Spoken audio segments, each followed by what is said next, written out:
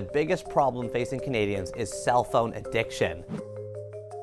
Neil Pasricha thinks a lot about how to be happy. He's a New York Times best-selling author, motivational speaker, and founder of the Institute for Global Happiness. His work there focuses on the relationship between leadership in business and, you guessed it, happiness. Attitude, awareness, and authenticity. His TED Talk, The 3 A's of Awesome, has over 3 million views. Canada's biggest problem, according to Pasricha, that we're addicted to our cell phones. Here's his big fix. Hi, Mr. Pasricha. Nice to see you. Thanks for making some time for us today. Thank you so much for having me, Vashi. So I want to start off by asking you why you feel cell phone addiction is the biggest problem facing Canadians. Well, because don't we live in the most abundant time ever in human civilization? Compared to every other generation, we are living longer, we have higher education rates, and we have more wealth than ever before. Unfortunately, we also have the highest ever rates of anxiety, loneliness, suicide, and depression. When you look into the data, you discover that part of this is because of the ascendance of the smartphone. We have lower connection, we have higher loneliness, we are staring at our screens all the time, and we are all super addicted.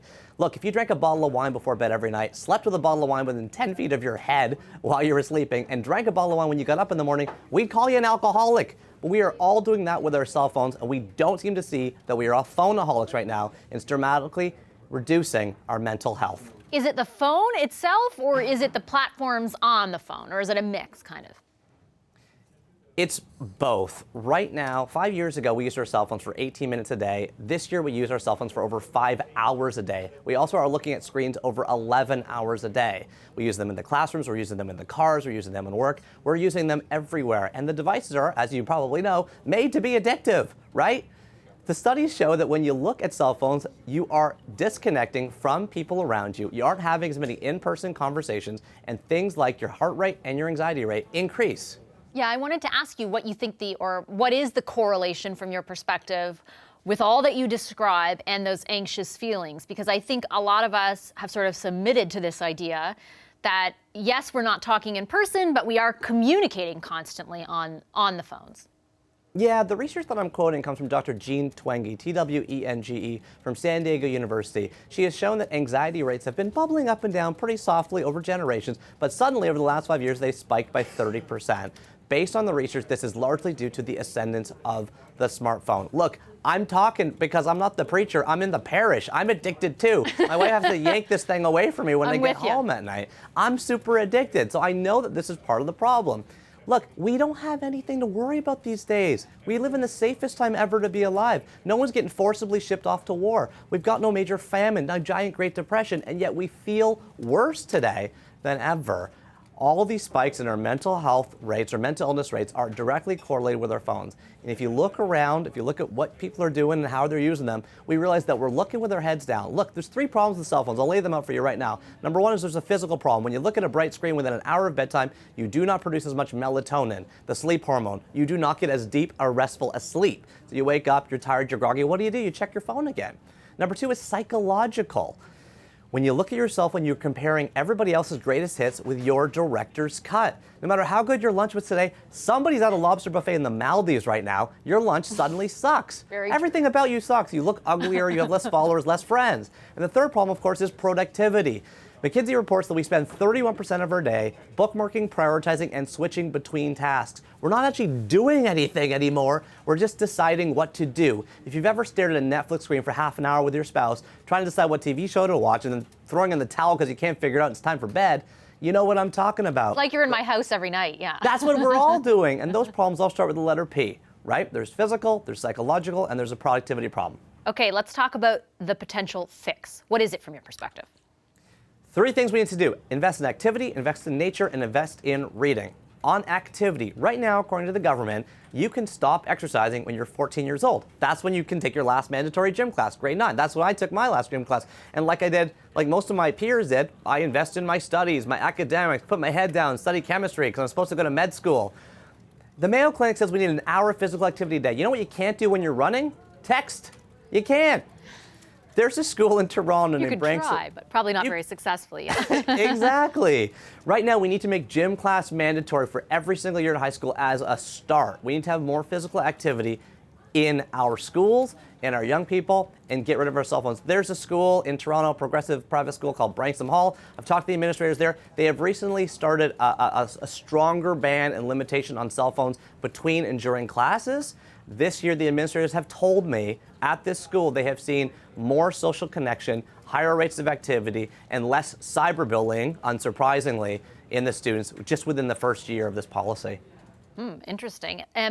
Do you think then that when you talk about those three imperatives that it's the provincial government, we're a political show, so I'm trying to think of, who drives the change if the change is necessary? Is it the provincial government? Yeah. Should it be spearheaded federally? What's your take on that? Well, I see when I talk to parents, they say, oh, well, kids are allowed to have phones in the classroom. And I talk to administrators, they say, well, parents want them for contacting them, kids for emergencies.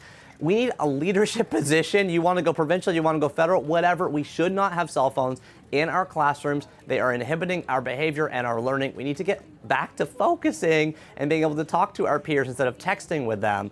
I would encourage all levels of government to ask people to limit, I won't say ban because it's too strong a word, limit cell phones, especially in the classroom and between classes. Let me put a quick devil's advocate. Get them back into gym class instead. Don't be a nerd like me. A quick devil's advocate question to you here, because kids would argue, and I think some parents would argue as well, that this is the way the world is, so kids should acclimatize and it can be used as a learning tool. Your response to that? Absolutely can be used as a learning tool. However, it is not the de facto way of learning. We learn by conversations, by questioning, by inquiry, by having group discussions, by challenging a teacher, being challenged by a teacher. It is a learning aid, not a learning replacement. Use them as a tool. That was a great word used, tool, not a replacement. That's why I said not ban, but limitation. And what about the other two imperatives that you listed off? More nature and more reading. Who should be leading the charge on that? Nature, we all have NDD right now. We have nature deficit disorder. You know what we have a lot of in Canada? Nature. I have a hiking trail a kilometer from my house in downtown Toronto. I didn't know it existed. We need to advertise our parks, market them, have a park passport. Federal government, please. We have amazing national parks. Talk about them. Get them out there. Again, let's create more imperative to get back in nature. Don't put cell phone towers anywhere near these places. Let's protect the sanctity that we have and get people outside more. Look, when I was a kid, everyone had casts. You had a broken arm, you had a broken leg. Now everyone just has black bags under their eyes from playing Fortnite. Get outside. We have NDD. Trees release a chemical called phytoncides. When you breathe in the chemical released by trees, you reduce your cortisol and your adrenaline in your body. You literally feel less stressed. The federal government's #1 line item on budget is, guess what? Healthcare. And guess what's rising? Mental health issues. You want to help people feel better? Get them outside more. Let's learn to walk around again. You're making me want to actually go into nature, which is shocking. But what about reading? You know, this is the problem. We all think that we don't have enough time to read books. Yet, according to the University of California, we've never read more words per day than today. The average person reads 100,000 words a day now. It's like a 200-page book. It's just called Instagram comments, blog rolls, Twitter feeds, news headlines, Twitter, like all that stuff. That's what we're reading. Plus, the average knowledge worker gets 147 emails a day.